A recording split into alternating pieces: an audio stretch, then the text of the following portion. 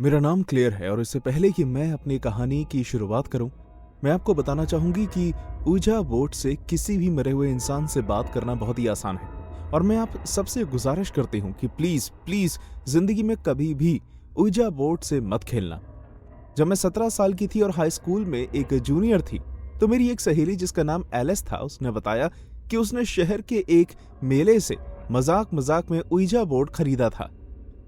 और उसका कहना था कि जब भी उसने अपने बाकी दोस्तों के साथ इसे खेलने की कोशिश की तो उसे हर बार जवाब मिला है। इसलिए हमने एक रात उसके घर रुककर ये गेम खेलने का तय किया। भूत प्रेत का खेल खेलने आई मैं, जिसको इसके बारे में कुछ भी नहीं पता था। इसकी वजह से मैं बहुत ही खुश थी। मेरे और एलिस के अलावा 15 साल की रेगन ने भी इस गेम में हमारे साथ शामिल होने को कहा, जो पहले से प्लान नहीं था। एलिस और उसकी मॉम डैड किसी पार्टी में गए हुए थे, इसलिए उस बड़े से घर में हम तीनों अकेले थे। डिनर खत्म करने के बाद हम एलिस के कमरे में जाकर बैठ गए। एलिस ने बीच में ऊजा बोर्ड रखा और अचानक तभी घर की सभी लाइट्स बंद हो गई। इस वजह से मेरे रोंगटे खड़े हो गए। कितनी अजीब बात है। मैं उम्मीद करती हूँ कि यह कोई मजाक नहीं है एलिस। रीगन उठी और उसने खिड़की से बाहर देखा। ऐसा लगता है जैसे सिर्फ हमारे ही घर पर लाइट नहीं है, जो बहुत ही अजीब बात है। मैं मोमबत्ती जलाती हूँ। इस प्रॉब्लम को ठीक करने के लिए हमें डैड के आने का इंतजार करना होगा। ठीक है, मैं तुम्हारी मदद करती हूँ। एलिस और रीगन ने कमरे में हर जगह मोमबत्तियां जला दी और एक ऊजा बोर्ड पर रख दी ताकि हमें वो ठीक से दिख सके। हमने उस लड़की के बोर्ड पर अपनी अपनी उंगलियां रखी।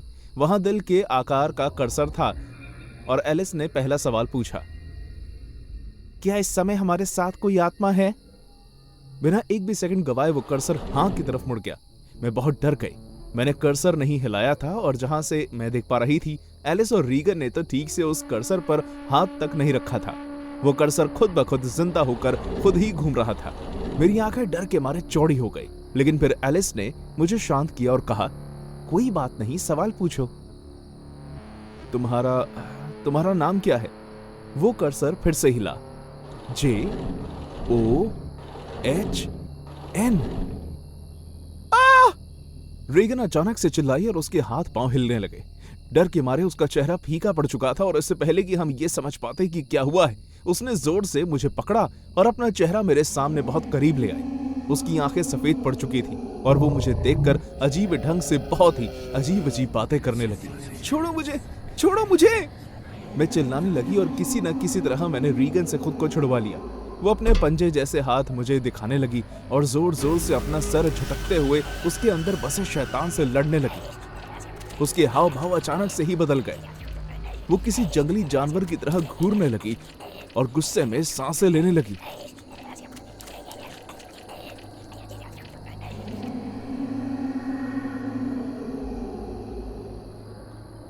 रीगन, आखिर में तुम्हारे साथ ये क्या हो रहा है?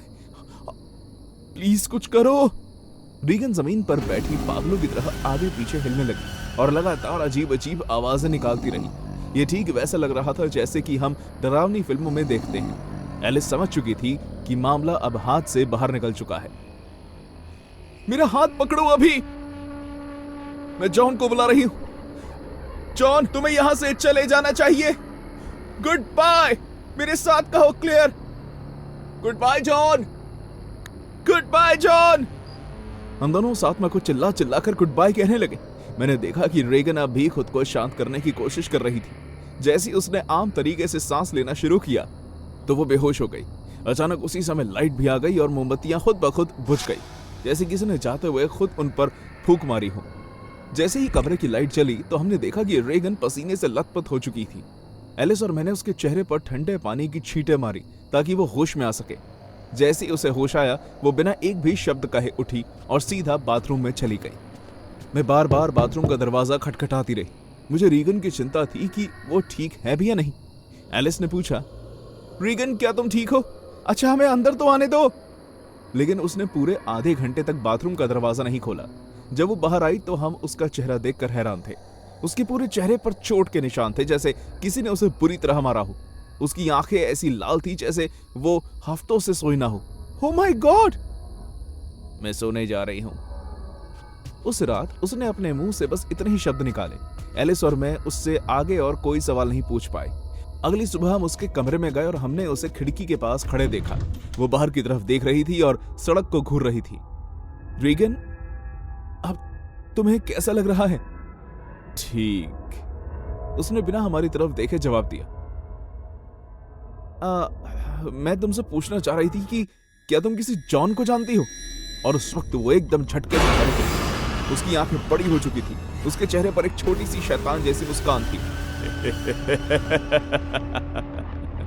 क्या? कुछ तो कहो। उसके बाद जो उसने किया वो याद करके मुझे आज भी डर लगने लगता है। वो जमीन पर एक जानवर की तरह बैठ गई और फिर हवा में कुछ सूंघने लगी, किसी कुत्ते की तरह। लगता है मुझे नहा लेना चाहिए, मेरे अंदर से अभी भी बहुत बदबू आ रही है। और फिर वो एक बच्चे की तरह बाथरूम की तरफ रेंगते हुए जाने लगी। उस दिन मैं आखिरी बार एलिस के घर गई थी। कुछ दिनों बाद मुझे पता चला कि रेगन को काफी तेज बुखार है। उसके शरीर पर हर जगह लाल रंग के रैशेस हो गए थे और उसकी जीभ काली पड़ गई थी। एलिस काफी हफ्तों तक स्कूल नहीं आई क्योंकि उसके परिवार को रीगन की तबीयत की बहुत चिंता हो रही थी। उस ऊजा बोर्ड हादसे के कुछ महीनों बाद जब हम एक दिन क्लास में बैठे थे तो हमारे प्रिंसिपल वहां आए और उन्होंने बताया कि रीगन ने अपने घर में खुद को फांसी लगा ली है। स्कूल के सभी बच्चे रीगन के फ्यूनरल पर गए जो एक लोकल चर्च में रखी गई थी। मैं बच्चों के एक ग्रुप के पास खड़ी थी जब मैंने उन्हें बात करते हुए सुना। क्या ये बहुत अजीब बात नहीं है कि रीगन ने भी ठीक उसी तरह अपनी जान ली जैसे जॉन ने ली थी? जैसे ही मैंने जॉन का नाम सुना मैं जानती थी कि मुझे इन बच्चों से बात करनी ही पड़ेगी। इसलिए मैं उनके पास गई और मैंने उनसे पूछा कि ये जॉन कौन है। जो उन्होंने मुझे बताया उसे सुनकर मेरे रोंगटे खड़े हो गए। जॉन एक 30 साल का आदमी था जो हमारे स्कूल की कैंटीन में काम करता था। वो रीगन को पसंद करता था और इसलिए उसने एक बार उसके साथ फ्लर्ट करने की कोशिश भी की थी, लेकिन तब रीगन ने उसे अच्छे से धमका दिया था कि अगर उसने कभी भी उसके करीब आने की कोशिश की तो वो प्रिंसिपल से उसकी शिकायत कर देगी। इस बात के 3 दिन बाद जॉन ने खुद को अपने ही घर में फांसी लगा ली। मैं इस डरावने हादसे से अपना ध्यान हटा ही नहीं पा रही थी।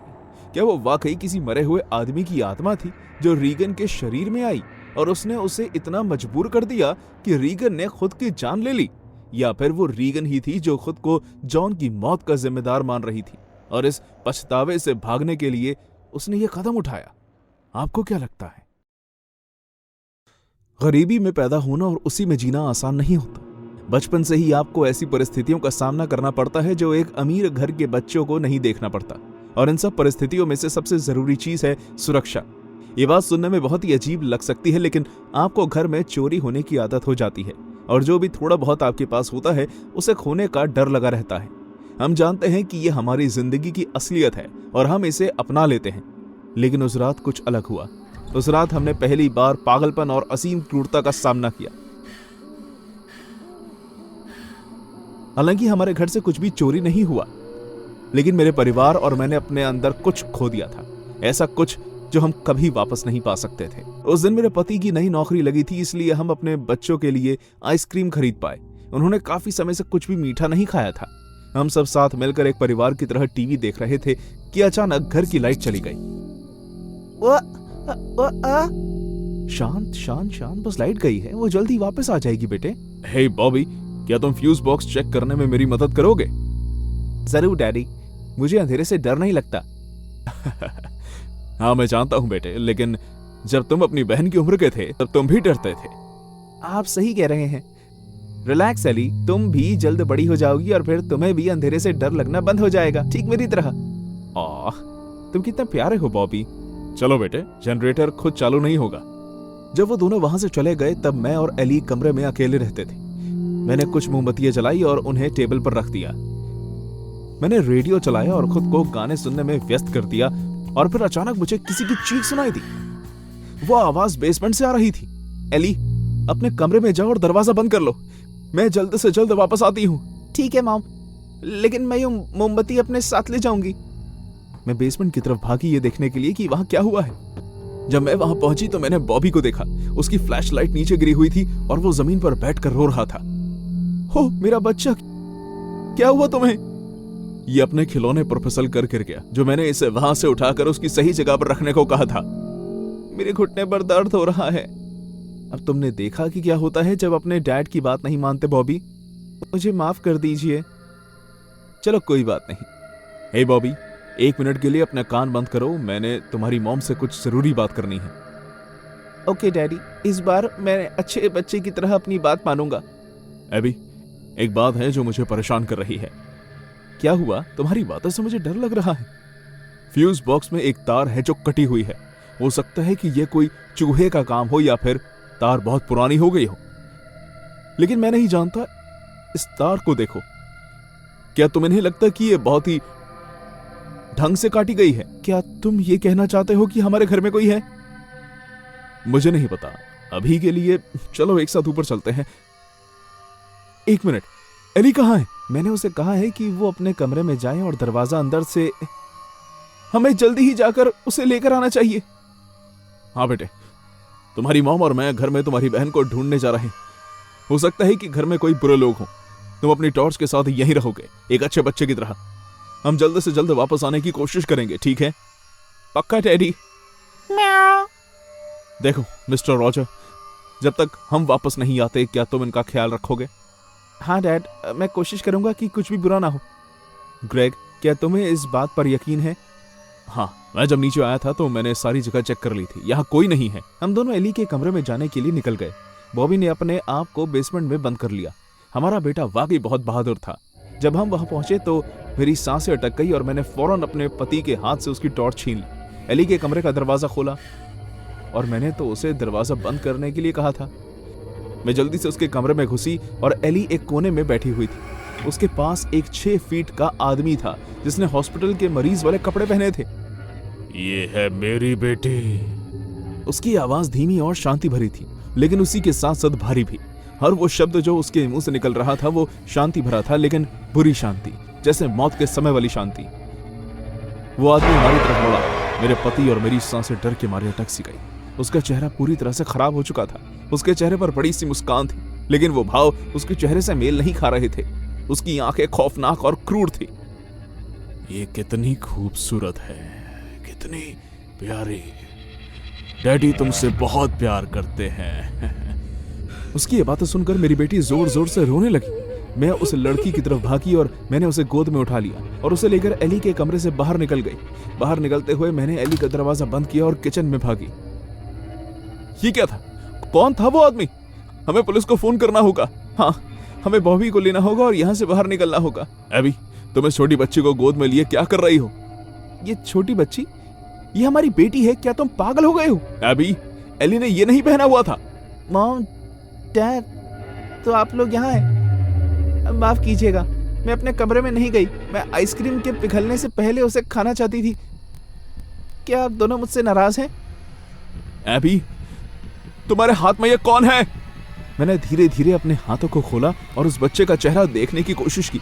मेरी बाहों में एली नहीं थी, बल्कि कोई और बच्ची थी जिसकी सिर्फ एक आंख थी।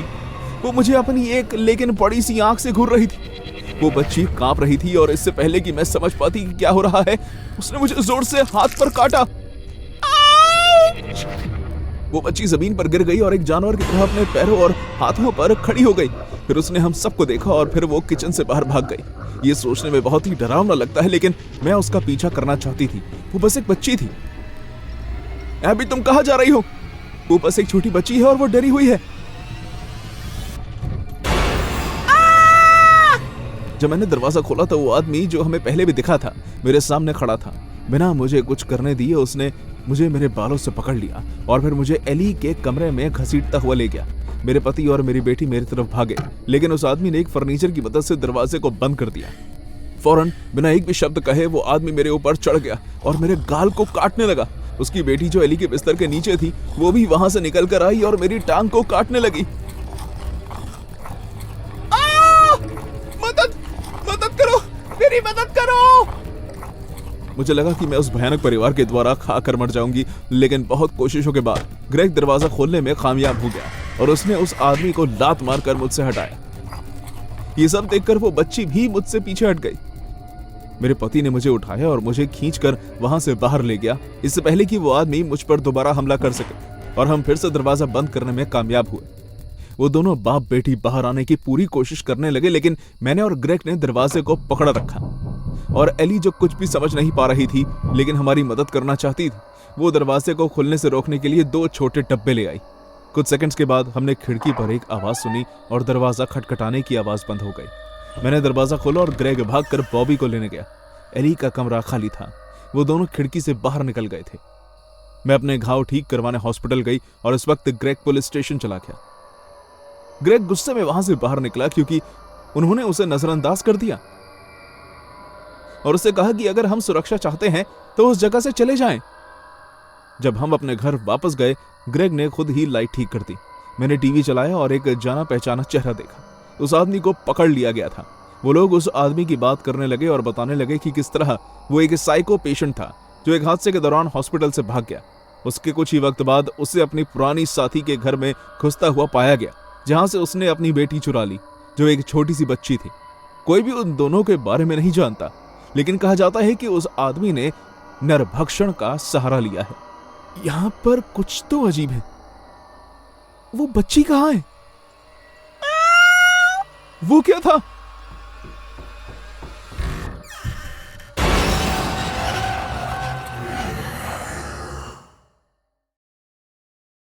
कौन अपने बचपन में अंधेरे से नहीं डरता था? मैंने सुना है कि ऐसा इसलिए होता है क्योंकि हमें इस बात से घबराहट होती है कि आखिर अंधेरे में कौन होगा। लेकिन मेरे लिए चीजें थोड़ी अलग थी। मैं अच्छे से जानती थी कि अंधेरे में मुझे क्या दिखेगा। इस वजह से वो वक्त आज भी जब मुझे याद आता है तो मैं बहुत डर जाती हूँ। जब मैं बच्ची थी तब काफी वक्त तक मैं घर का सबसे छोटा बच्चा रहा, क्योंकि मेरे पेरेंट्स जब मुझे इस दुनिया में लेकर आए तब उनकी उम्र थोड़ी बड़ी थी। इस वजह से घर के सभी बड़े बच्चों में मैं अकेली ही खेल कर बड़ी हुई। इसलिए मैं एक शर्मीली, कम बात करने वाली और अकेले रहने वाली लड़की बन गई। क्या थी? जी मॉम, क्योंकि अब छुट्टियां शुरू हो गई हैं, इसलिए ग्रैंडमा ने हमें अपने घर आमंत्रित किया है। और रीटा ग्रैनी का घर शहर से हटकर था और उन्होंने अपने घर में सभी लोगों को बुलाना बहुत पसंद था। स्वीटी, क्या बात है? मुझे नहीं जाना। लेकिन क्यों? मुझे ग्रैंडमा के घर जाना नहीं पसंद, वो बहुत डरावना है। मेरे मॉम मेरे करीब आई और उन्होंने अपने हाथ मेरे कंधे पर रखकर मुझे गले लगाया। डरो मत मेरी प्यारी बच्ची, सब कुछ पहले जैसा अच्छा ही होगा। ग्रैनी के घर जाने से पहले आई हर रात मुझे अच्छे से याद है, क्योंकि मुझे हर बार बुरे सपने आया करते थे। मैं बहुत ही ज्यादा घबराते हुए उठती, मेरे शरीर पसीने पसीना हो जाता, लेकिन मैं कभी भी अपने पेरेंट्स के कमरे में जाने की कोशिश नहीं करती थी, क्योंकि मैं बिस्तर से उठने तक के लिए बहुत डरी हुई होती थी। कैथी, मॉम, क्या तुम ठीक हो? तुम चिल्ला रही थी। मुझे नहीं पता, मुझे कुछ याद नहीं है। तुम्हें अब तैयार हो जाना चाहिए। आज हम ग्रैंडमा के घर जा रहे हैं, याद है ना? Yes mom. मैंने अपनी तरफ से अच्छा करने की कोशिश की, जबकि मैं बहुत ही बुरा महसूस कर रही थी। मैं बहुत ही थकी हुई थी और मेरे गले से आवाज तक नहीं निकल रही थी। जब तक मैं गाड़ी में बैठी तब तक मैंने खुद को रोने से रोक लिया। मेरे डैड जो गाड़ी चला रहे थे, उन्होंने रियर व्यू मिरर से मुझे कुछ सेकंड्स के लिए देखा। क्या तुम ठीक हो कैथी? मुझे नहीं जाना। क्या तुम्हें उस मॉन्स्टर का डर है? मॉन्स्टर? पिछली बार कैथी मॉन्स्टर से बहुत डर गई थी। ग्रैंडमा के घर कोई मॉन्स्टर नहीं है बेटे। वहां है, मैंने उन्हें सुना है। और मैंने तुम्हें पहले ही बताया है कि वहां जंगली जानवर है, लेकिन तुम्हें उनसे डरने की जरूरत नहीं है। वो तुम्हें कुछ नहीं करेंगे। लेकिन डैडी। चिंता मत करो, मैं तुम्हारा ध्यान रखूंगा, ठीक है? मैं तुमसे वादा करता हूं। ठीक है। हमें उस जगह तक पहुंचने में बस 1 घंटा लगा। मेरी ग्रैंडमा का घर बहुत बड़ा था, इतना बड़ा कि हमारा पूरा परिवार कुछ दिनों के लिए वहां आराम से रह सकता था। जब मैं गाड़ी से उतरी और उनके घर के बाहर आकर खड़ी हुई तो मेरे अंदर एक अजीब सा बुरा एहसास होने लगा, जिसकी वजह से मेरा उल्टी करने जैसा मन भी हो गया। बिना सोचे मैं अपनी मॉम की तरफ भाग गई और मैंने उन्हें गले लगा लिया। मैं नहीं जाना चाहती, मुझे नहीं जाना। क्या थी? मेरे डैड ने मेरा हाथ पकड़ा और मुझे अपनी तरफ खींच लिया। मैंने तुम्हें कहा था ना कि मैं तुम्हारा ध्यान रखूंगा। अब शांत हो जाओ, हम वापस नहीं जा सकते। ग्रैंडमा बहुत दुखी हो जाएंगी अगर उन्हें अपनी सबसे पसंदीदा पोती देखने को नहीं मिली तो, है ना? जवाब में मैंने बस अपना सर हिला दिया। मेरे डैड और मैं ग्रैंडमा के घर के आंगन तक पहुंचे। मेरी मॉम ने आगे बढ़कर घंटी बजाई। ग्रैंडमा को बाहर आकर हमारा स्वागत करने में ज्यादा वक्त नहीं लगा। कैथी, मेरी प्यारी बच्ची। अगले कुछ घंटों तक मैं अपने खिलौनों से खेलती रही और यहाँ तक कि मैंने अपनी ग्रैंडमा की बेकिंग में मदद भी की। मैं उस मॉन्स्टर से अपना ध्यान हटाने के लिए जो कुछ बन पा रहा था वो कर रही थी। जब तक रात हुई तब तक वो घर परिवार के सभी लोगों से भर गया। मुझे यकीन है कि जेफ एंड ब्रूस। ग्रैंडमा मेरी एक आंट से बातें कर रही थी, लेकिन मैंने उन्हें बीच में ही रोककर कहा, क्या मुझे कॉफी मिल सकती है ग्रैनी? बिल्कुल नहीं केथी, ये तुम्हारे शरीर के लिए बिल्कुल ठीक नहीं है बेटे। वो फौरन उठी और किचन से जाकर मेरे लिए जूस और कुछ कुकीज ले आई। उसकी जगह तुम ये खाओ। मैं उदास होकर वो सारा सामान लेकर टेबल पर खाने बैठ गई और कोशिश करने लगी कि मैं सो ना जाऊं। कैथी, तुम यहां क्यों सो रही हो? आओ मैं तुम्हें तुम्हारे कमरे में ले चलूं। नहीं, वो मॉन्स्टर। मैं लाइट्स जली हुई छोड़ दूंगा, ठीक है, ताकि वो मॉन्स्टर तुम्हारे करीब ना आ पाए। जैसे ही मेरे डैड ने लैंप की लाइट जलाई, मैं बिस्तर पर लेट गई। उसके बाद उन्होंने मुझ पर कंबल दे दिया और मेरे माथे पर चूमकर वहां से जाने लगे। सब कुछ ठीक हो जाएगा बेटा, मॉन्स्टर्स सिर्फ अंधेरे में ही आते हैं। जैसे ही मेरे डैड कमरे से बाहर गए और उन्होंने दरवाजा बंद किया, मैंने छत को घूरना शुरू कर दिया। मैं सोचने लगी कि आखिर वो सही कह रहे हैं, मॉन्स्टर कभी भी दिन में नहीं आए। इसलिए मैंने खुद को शांत किया और धीरे धीरे अपनी आंखें बंद करने लगी। लेकिन फिर अचानक हर जगह अंधेरा हो गया। नहीं, डैड, डैड, वो मॉन्स्टर, डैड। मैं कमरे में इधर उधर देखने लगी, डरी हुई। मैं अपने मॉम डैड के आने का इंतजार कर रही थी। एक वक्त के बाद तो मैंने कुछ आवाज भी सुनी। वो आवाज दरवाजा खुलने की थी। डैड। मैं उस दरवाजे से बाहर झांकने लगी, इस उम्मीद में कि अभी मेरे डैड वहां से अंदर आएंगे। लेकिन जो मैंने सोचा था उसके विपरीत मुझे अचानक वहां लाल आंखें दिखाई दी। अंधेरे में चमकती हुई 2 लाल आंखें। अंधेरा होने की वजह से मुझे और कुछ भी बहुत अच्छे से दिखाई नहीं दे रहा था, लेकिन मैं जानती थी कि ये वही मॉन्स्टर था। प्लीज चले जाओ यहाँ से। वहां से जाने की बजाय मैंने उसके पैरों की आवाज अंदर आते हुए सुनी। मुझे नहीं लग रहा था कि अब इससे बुरा भी कुछ हो सकता है कि अचानक एक बार फिर दरवाजे के खुलने की आवाज आई और मैंने फिर एक बार अंधेरे में किसी की आंखें चमकती हुई देखी। इस समय तक मेरी सांसें जोर जोर से चलने लगी और मैंने अपने एक हाथ से अपना मुंह बंद कर लिया और दूसरे हाथ से कंबल अपने ऊपर ओढ़ लिया। इससे कोई फर्क तो नहीं पड़ता, लेकिन मैं इसके अलावा और कुछ भी नहीं कर सकती थी। कुछ ही पल के बाद मुझे अपने बिस्तर पर एक जोरदार झटका महसूस हुआ। उनमें से एक मॉन्स्टर ने अपना पंजा मेरे पैर के पास रख दिया था। वो मेरे बहुत करीब था। मैं कंबल से अपने कान के पास उसकी सांसें महसूस कर पा रही थी। बस करो। कुछ पल के लिए सब कुछ शांत हो गया। मुझे लगा कि सब खत्म हो गया, लेकिन मैंने एक बार फिर उसे सुना। आखिर तुम क्या करने की कोशिश कर रही हो बेकार लड़की? जैसे जैसे वो मॉन्स्टर बात कर रहा था, उसकी आवाज मुझे दूर जाती हुई सुनाई दे रही थी। मैं तुम्हें रोते हुए सुनना चाहता हूं। ये मेरे लिए खाना खाने जैसा है।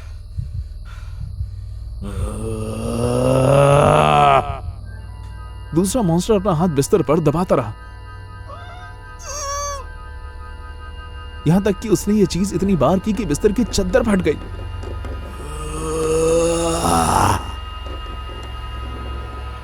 पलक झपकते ही कंबल का बचा कुचा हिस्सा भी जमीन पर जा गिरा और तब जाकर मैंने उसे देखा। उन दोनों में से बड़ा वाला ठीक मेरे बगल में था और उसके चेहरे पर ऐसे भाव थे जैसे वो बहुत ही भूखा हो।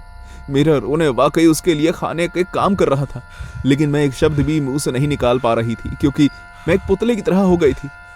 अगर तुम नहीं रोई तो हमें तुम्हें चोट पहुंचानी पड़ेगी।